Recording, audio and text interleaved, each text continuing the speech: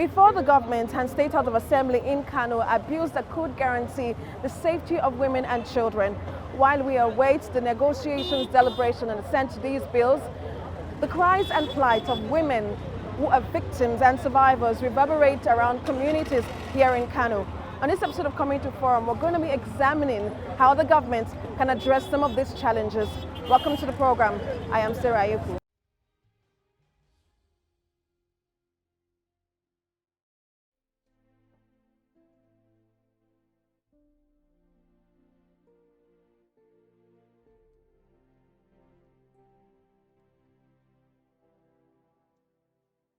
Are just some of the troubling stories of the ordeals and violence women and girls go through in different communities in Kano State and across Nigeria.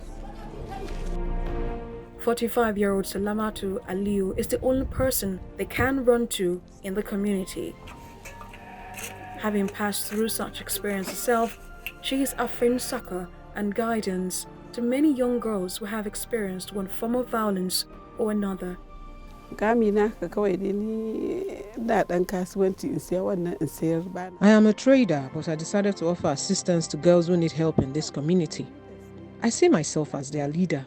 It was forced marriage that prompted me into doing this for girls.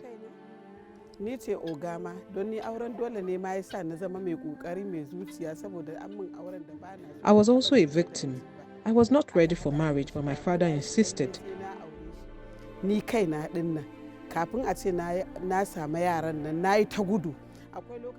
After my first child, I ran away from my husband's house in Jos because I didn't want the marriage.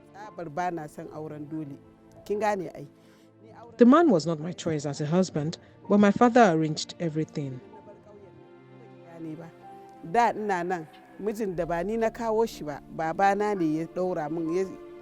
The more they took me there, the more I ran away. I could not stay in the marriage. I was unsettled till the marriage was dissolved. My parents assisted me to repay the dowry, but left me alone. I went back to Jos, where I remarried when I was ready. In the first marriage, I was just a child, and it was forced on me by my parents. In this community, men are more powerful than women. Once they see a match, they force you to get married. If you refuse, you would be the loser.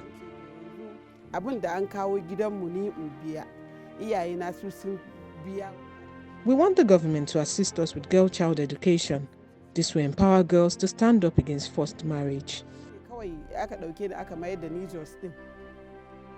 We admire girls who are educated whenever we see them, but most of our parents don't know the benefits. If I was educated, I would have been better off. I decided to send my daughter to school rather than forcing her into early marriage.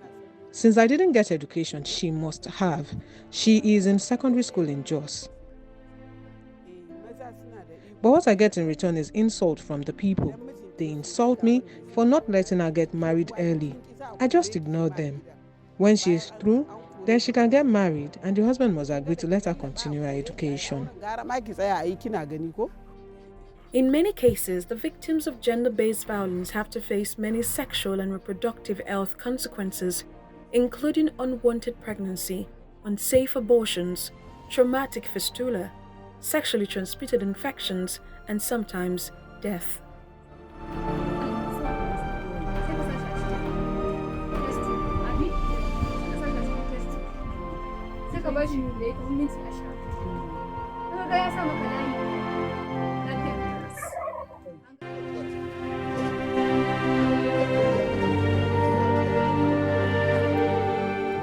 It is a problem that has got many people talking.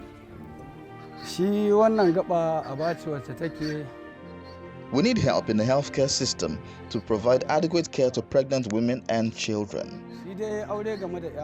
When women come to give birth, no one attends to them, despite the fact that we have a hospital in the village because there are no health workers. Many women in this community give birth at home, while some are taken to private hospitals. Men help out financially, but I want the government to provide health practitioners, skilled birth attendants, and others. There has been a huge improvement in girl child education compared to the past. Street hawking has also reduced. Here, about 2 out of every 3 girls go to school. The remaining 1/3 are the ones that hawk, and when they get back, they attend the evening Quranic schools. The age of marriage for a girl is about 18 to 20 years.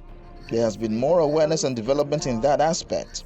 Some of the girls continue with their education. The trend, the prevalence in northern Nigeria is extremely high. Some of the cases are not known, but I know that Nigeria accounts for the highest number of VBF globally. Yes, with about 400,000 to 800,000, that's the estimate. We have children or women or girls that physically they are not fit for pregnancy. Some of even the girls end up dying or being wasted like that. Some even end up having mental issues. We've had a lot of people I know in the north that are fighting for this. Now, everything is gradual, and we hope that with time, we would be able to accomplish. The first thing is, if you prolong the years of girls in school, you're most likely going to save, if not all, a large number of it. Because by the time they finish secondary school, most of them will be physically fit for whatever it is that happens in the marital home. So this is the problem we have. And if you say Kano has the highest, it's not because Kano is the worst or because Kano is not fighting this, but you have to attach everything to the population. Let's work on our economic, socio-economic, let's uplift that. And then I tell you people, because they're giving out their daughters, some of them, not because they want, but because they reduce the burden that they have. These girls are not going to go to the farms. It's either they do that or they send them for hawking. 98% these girls are being sexually abused. If we can convince them to keep their girls in school till after secondary school.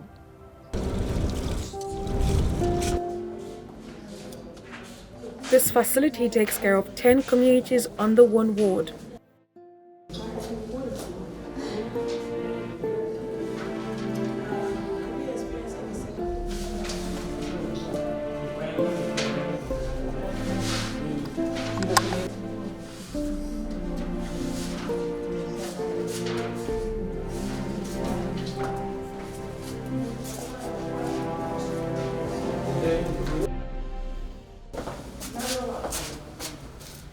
So this is the only bed you have in the whole facility? No anyone. Say, one like this, like what? No any other. No.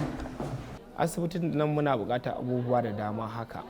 Babban matsalar da muke buƙatar a wannan asibitin da ya fi ci mana tuwa. We need a lot of assistance in this hospital. We lack basic storage facilities to store our equipment.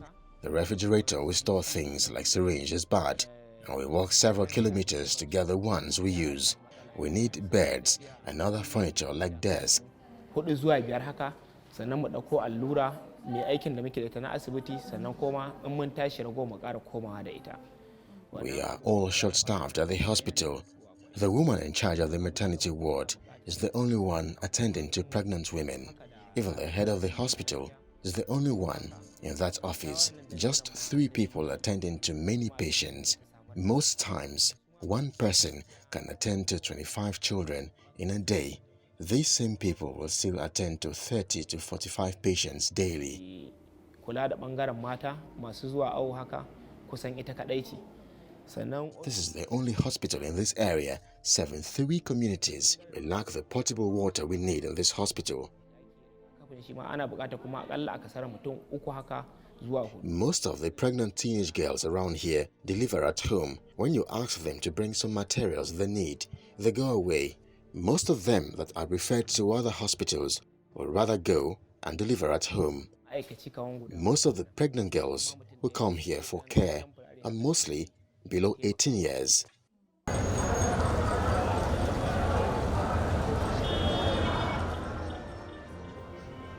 As the population of the state continues to increase, there are efforts to stem the tide of gender-based violence, and for Kano State, which has 44 local governments, there is just one place where victims of sexual violence can get their rehabilitation needs attended to.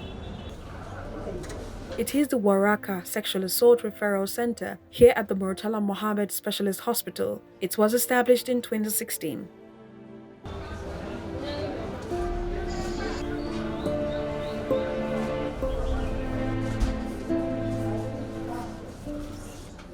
There are posters that condemn sexual and gender-based violence at every corner.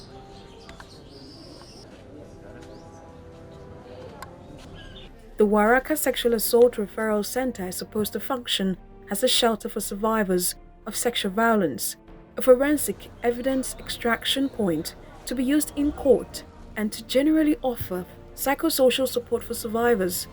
But it is overwhelmed, catering for survivors living within its immediate community and many others who have to travel several kilometers down here to access its services.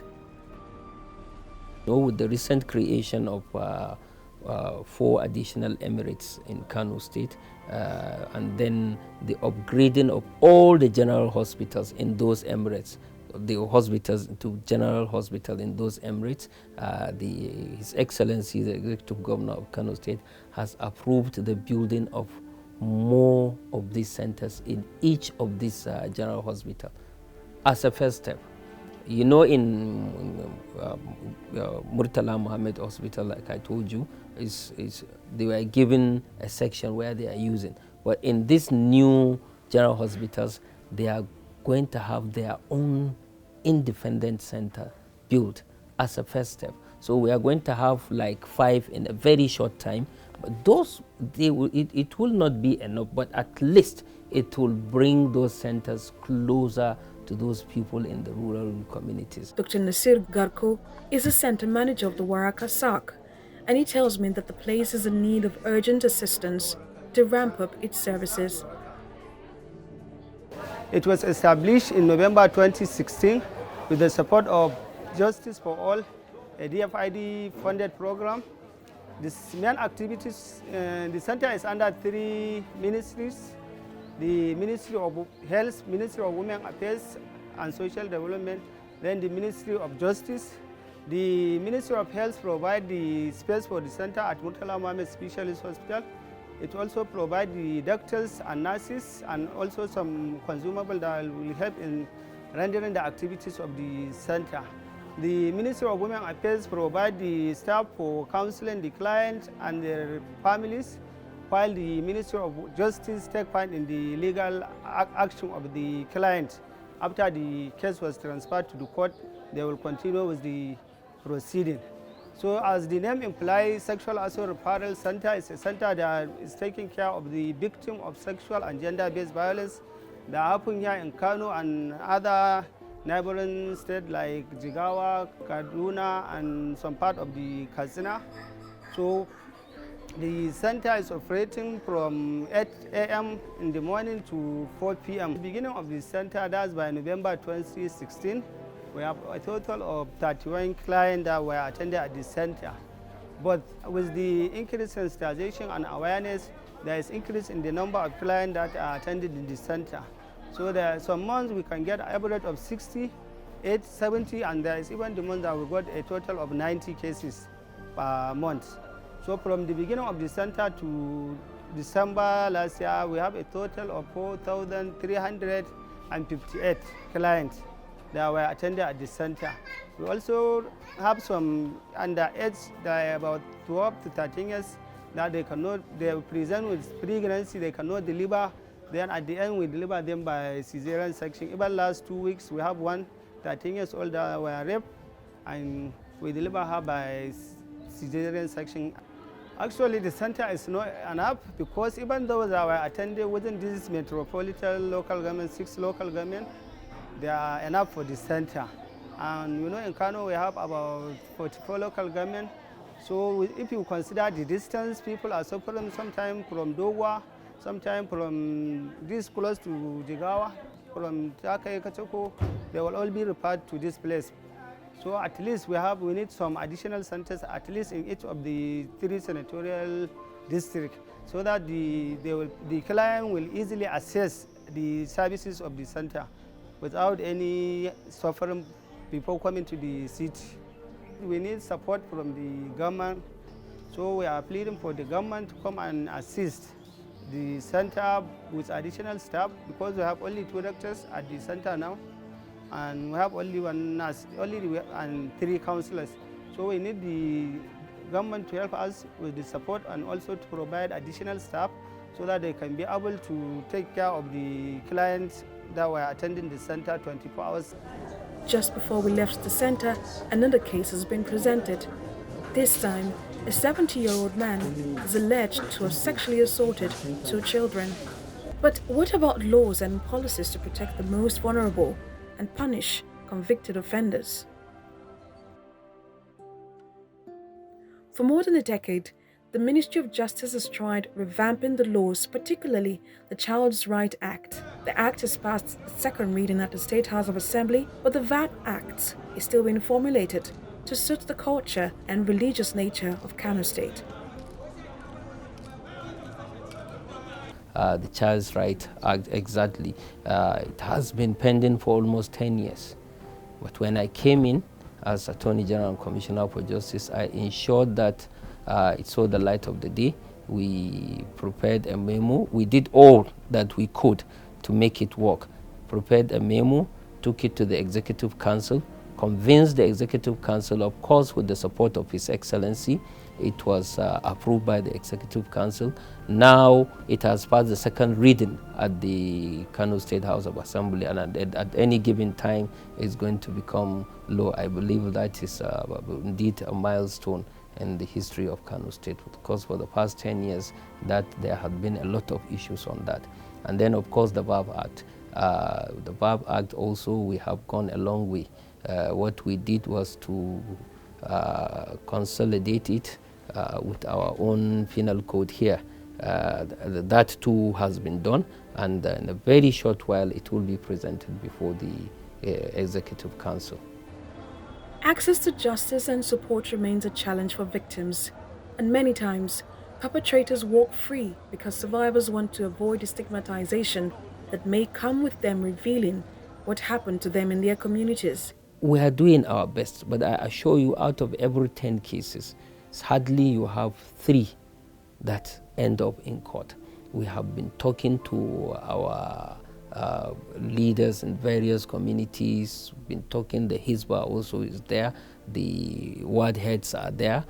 All of them, we have been talking to them to enlighten the general public that, look, the issue of stigmatization is not something that should prevent a parent from coming out with his child. Out of every 50 cases, you find that 45, 46 involve children of not less than 3, 4, 5, 6, 7 years. What is happening, is the issue of stigmatization. Most of our people are afraid of coming out. Once their daughter is raped, they do not want to bring that issue out for general knowledge. If you tell them, look, we need to prosecute this person, we need to take this person to court, he needs to face the wrath of the law, mostly that is not what is worrying them. What is worrying them is the future of their child. They feel that if they come out, if she testifies in court, she may not be able to get a husband. The government is doing a lot on sensitization. Is doing a lot to protect them. It is a cry for help from here, and all eyes are on the state legislature to formulate and ensure the speedy implementation of laws that will uphold the rights of the girl child and cater for the actualization of women's rights. Two of them. It's very rare. One married to a 70-year-old. But I'm not saying that, but since I started progressing. So she's taking care of, she has 2 children, no? She's taking care of the 70-year-old man, because of course 70-year-old man cannot really do Exactly. Talking about the actions or inactions of the state government or Kano state government and the assembly on issues relating to child violence, molestations, and issues like child labor and others among the vulnerables. You see, if you go through our records and what is happening from the state government, the assembly and the state government have been collaborating to ensure things like this are stopped. And typical example is the issue of enactment, of a bill which becomes a law that makes education compulsory and free in Kano State. This is one of the strong pillar of this administration, and it was done with the belief that some of these dropouts or some of these kids that are out of school due to economic vulnerability of their parents, and that is why the state government made it compulsory that every child must go to school free, compulsorily and as well as free.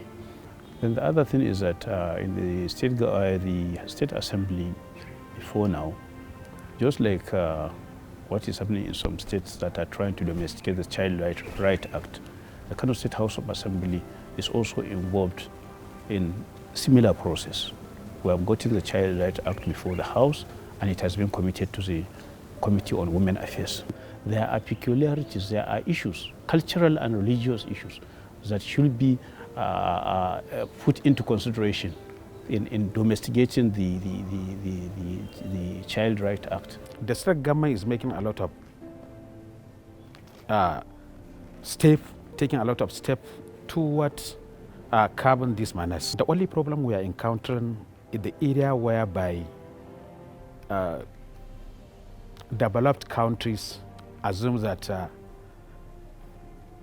the child age or the child begins at up to 18 years, while our value and norm of the society believe in that a girl should get married at the age of 13 years. Something that one is born and brought up often is not easy for one to erase it from the word go.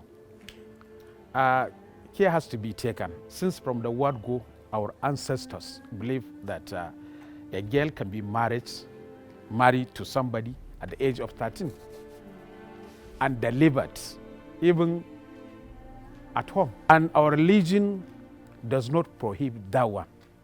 So for us to come one day to say that let us marry the idea of the Western world, to stop or to ask our populace, parents, not to marry any longer a girl at the child of 13, not until they have reached 18.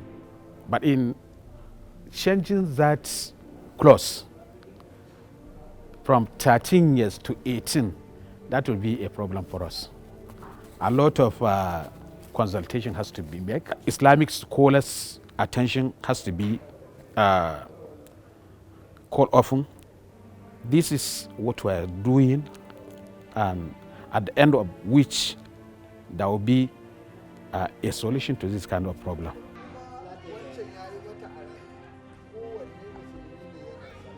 The implementation of the VAP and Child's Rights Act is one step will ensure that this menace is tamed. But when will this be? For sexual and gender-based violence to become a thing of the past in our communities, the journey may be a long one, but it certainly is achievable.